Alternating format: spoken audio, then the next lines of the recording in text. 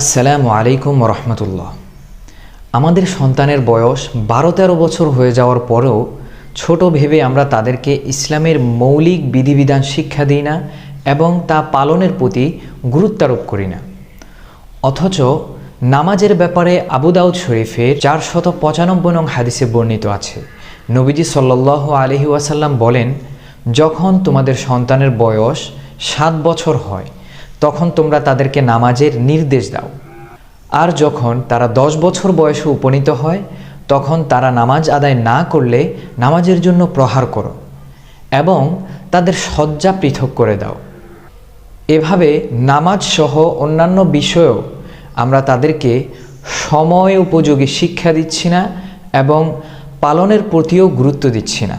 রাব্বুল আলামিন আমাদেরকে তৌফিক দান করুন, আমরা যেন আমাদের সন্তানদেরকে সঠিক সময়ে দিন শিক্ষা দিতে পারি এবং তা অনুযায়ী তাদের জীবন পরিচালনা করতে পারি।